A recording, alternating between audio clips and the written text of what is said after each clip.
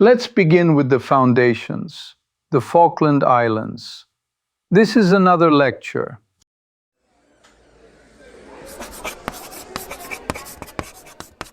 I'm Alexei. I teach at the university, and today we shall try to be precise without losing our sense of proportion or indeed our sense of humor. Hi, I'm Priyanka. I'm a doctoral student, and I guess my job is to ask the questions that, keep us honest. To frame our discussion, the Falkland Islands are a small archipelago in the South Atlantic Ocean. In simpler terms, imagine two main islands, East Falkland and West Falkland, surrounded by a constellation of 776 smaller islands. They sit roughly 300 miles east of southern Patagonia and about 752 miles from the northern tip of the Antarctic Peninsula, with a total land area of about 12,173 square kilometers. The capital is Stanley on East Falkland, historically a safe harbor for ships braving Cape Horn, and today the administrative and commercial heart of the territory. So, basically a remote, windy archipelago with a main town called Stanley. How many people live there today, roughly? It's important to understand that the population is small by any metric. The 2021 census recorded 3,662 inhabitants, with a notably international composition due to labor demand and the nearby military base at RAF Mount Pleasant. English is the official and predominant language, although immigration from places such as St. Helena, Chile, and the Philippines adds linguistic texture to daily life. Technically speaking, the Falklands are a British overseas territory. Under the 2009 Constitution, they possess internal self-government. London retains responsibility for defense and foreign affairs. A governor exercises executive authority on behalf of the monarch. A locally elected unicameral legislative assembly, 8 members, 5 representing Stanley and 3 for the wider camp, sets policy, and a chief executive leads the public service.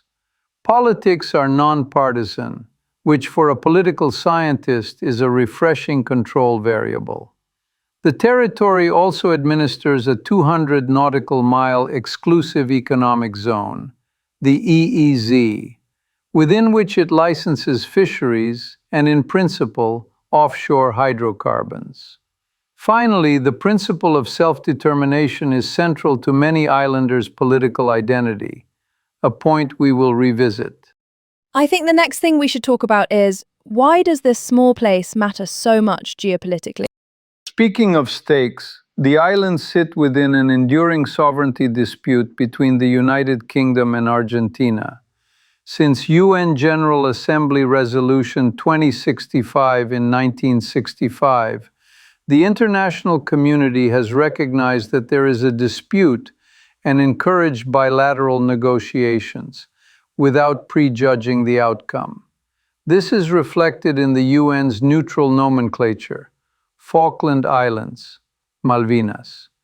Economically, fisheries within the EEZ are the principal revenue driver, while offshore oil exploration remains a potential and controversial frontier. Historically, overlapping European claims, intermittent settlement, and a pivotal reassertion of British rule in January 1833 combined to create legal narratives that do not fully converge. In policy terms, that means diplomacy and international law are not abstractions here. They directly condition access to resources and transport links. Isn't it interesting how early mapping errors and, partial settlements can echo for centuries? So the misunderstandings start there. Indeed. Early navigators left us a palimpsest rather than a clean ledger, and later governments made jurisprudence out of ambiguity. Now, a few basic facts. The climate is cool, windy, and humid.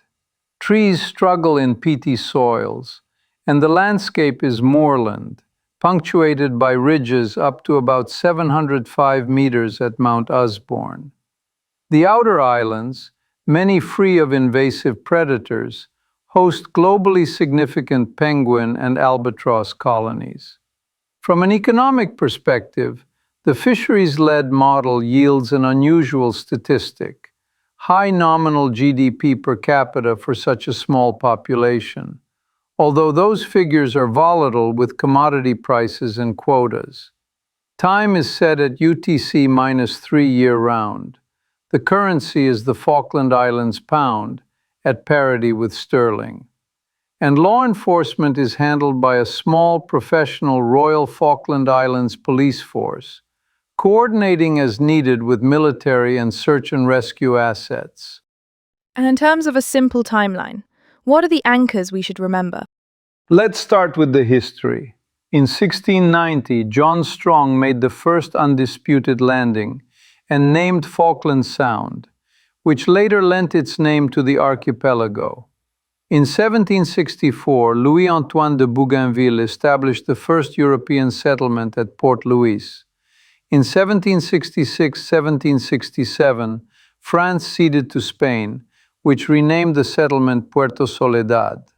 In 1765, the British established Port Egmont on Saunders Island.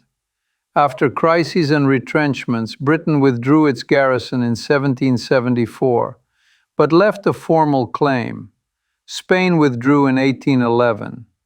In 1820, David Jewett, for the United Provinces, asserted a claim. In 1826-1829, Louis Vernet settled and was appointed commander. In 1831, USS Lexington intervened over sealing disputes. And in January 1833, Britain reasserted rule, a decisive hinge in the legal narratives we alluded to. Fast forward. In 1840, the colony was formalized. Stanley became the seat of government in 1845. The wool economy took shape in the mid-19th century. The First World War brought the 1914 naval battle. The 1965 UN resolution reframed diplomacy. In 1982, Argentina invaded and the UK retook the islands.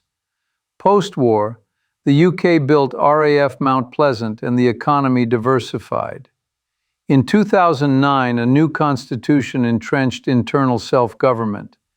In 2013, about 99.8% of voters opted to remain a British overseas territory. In 2020, demining was completed. And in 2025, Colin Martin Reynolds took office as governor, while Andrea Clausen became chief executive, marking a notable local leadership milestone. As for a personal note, my interest lies in how small, windswept places can become large, persistent test cases for international law, strategy, and resource economics. The islands are, if you will, a graduate seminar in wind management and grand strategy at the same time. This logically leads us to three big questions. First, a historical question about discovery and early claims.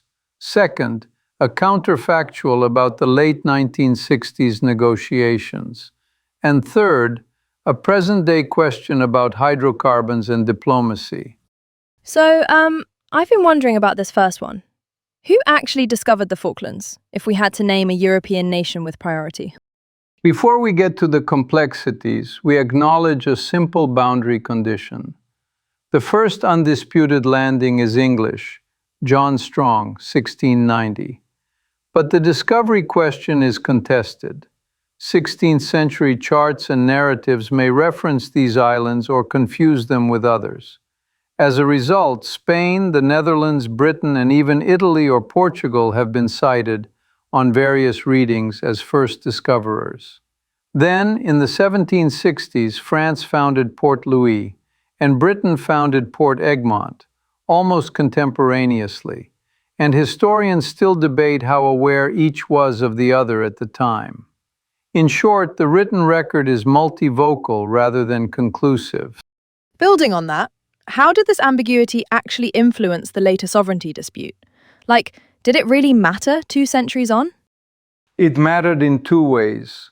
First, in legal argument, competing crowns could point to discovery, naming, or early administration to claim priority. France, then Spain, then Britain, and later the United Provinces all stitched together episodes, landings, settlements, withdrawals under duress or economy, plaques left as claims, gubernatorial decrees as evidence of title. Second, when Britain reasserted rule in 1833, Argentina later argued this was an unlawful expulsion of its authorities and usurpation. Britain countered that it was a reoccupation consistent with an existing claim, and that only military personnel were removed, civilians invited to remain. Thus, the earlier ambiguities supplied raw material for both sides' legal narratives. If history is a data set with missing values, the dispute is in part an imputation problem. Different models yield different reconstructions. That helps. So, yeah, moving on, can we maybe now look at the counterfactual? What if the 1966 to 1968 talks between the UK and Argentina had actually transferred sovereignty? What might the islands look like today? Theoretically, we can infer several structural changes. First, the 1982 war likely would not have occurred in its historical form. Without the war, there would have been no post-war British garrison on today's scale, no RAF Mount Pleasant as we know it, and a different trajectory for transport links, tourism, and investment. Second, domestic governance might have involved a special autonomy arrangement within Argentina, bilingual administration, local courts with English law continuity, and protections for property and culture. The 1983 British Nationality, Falkland Islands Act would not have been passed, so islanders' citizenship status would have evolved very differently. Third, the fisheries regime and EEZ licensing, central to present revenues, would have been embedded in Argentine maritime policy, perhaps with local revenue sharing. Fourth, hydrocarbons would have been explored under Argentine licensing. International investment might have been less wary of diplomatic risk, although commodity cycles would still dominate. Finally, identity. A small English-speaking community would have navigated integration with a Spanish-speaking state. The politics of consent and trust would have been decisive to long-run stability. And how would UK-Argentina relations have changed under that scenario? Less friction overall, or just different kinds of friction? We observe mixed possibilities.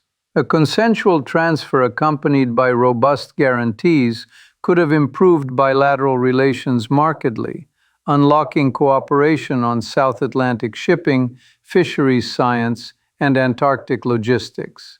The UK's South Atlantic defense posture would have been lighter. NATO relevance in the region would have remained minimal. However, two caveats. First, if islander consent had been thin or symbolic, the arrangement could have faced persistent legitimacy challenges. Second, domestic political cycles in Buenos Aires and London might still have produced periodic friction over implementation. Even in success, institutions require maintenance. Constitutional engineering is not a set-and-forget machine. It is closer to a ship that needs regular trimming of sails. To shift gears a bit, our third question is present-day and practical.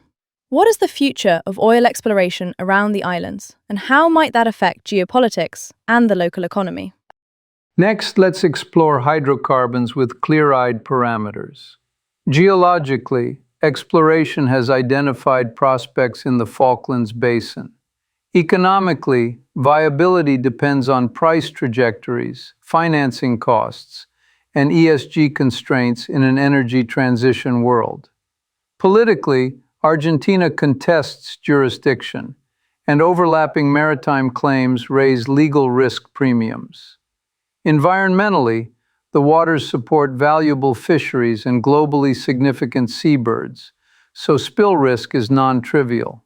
For the islands, upside includes diversification and fiscal autonomy. Downside includes revenue volatility, environmental hazard, and diplomatic escalation.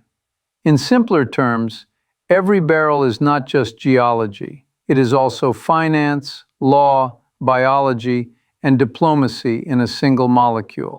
What diplomatic strategies could reduce tensions while decisions are being made? Is there a menu that respects self-determination but still lowers the temperature? Several confidence-building measures present themselves. First, expand technical cooperation on fisheries science and bycatch mitigation. Data sharing is depoliticized and mutually beneficial. Second, re-establish or increase civilian air links consistent with local consent, improving people-to-people contact. Third, coordinate search and rescue and pollution response exercises. The sea is indifferent to politics.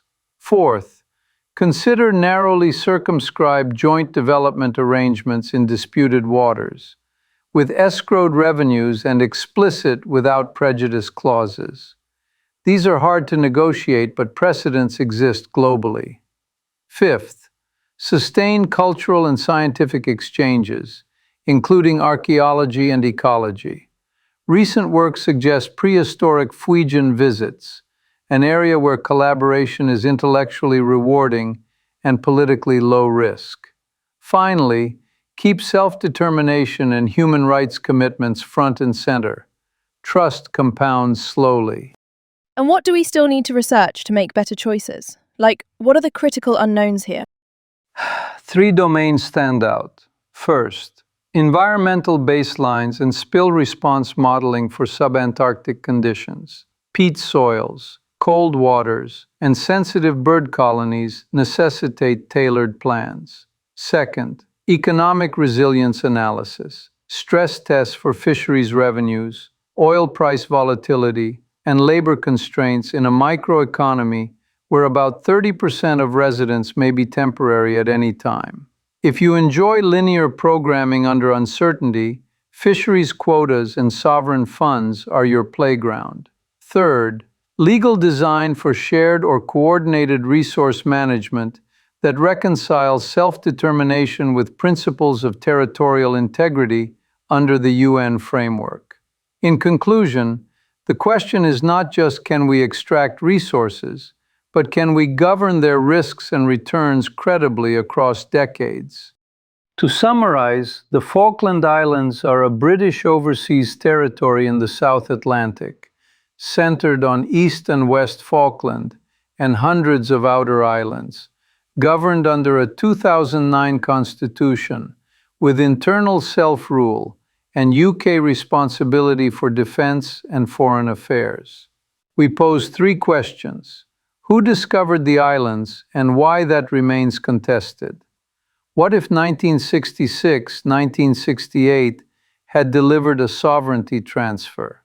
And how present-day oil prospects intersect with economics, ecology, and diplomacy. For those who wish to continue, a natural next step is South Georgia and the South Sandwich Islands, a neighboring case where ecology and geopolitics also entangle. That was helpful to think through, actually. Thank you, Professor. And thanks to everyone listening. Desire the right, as the island's motto has it. Until next time.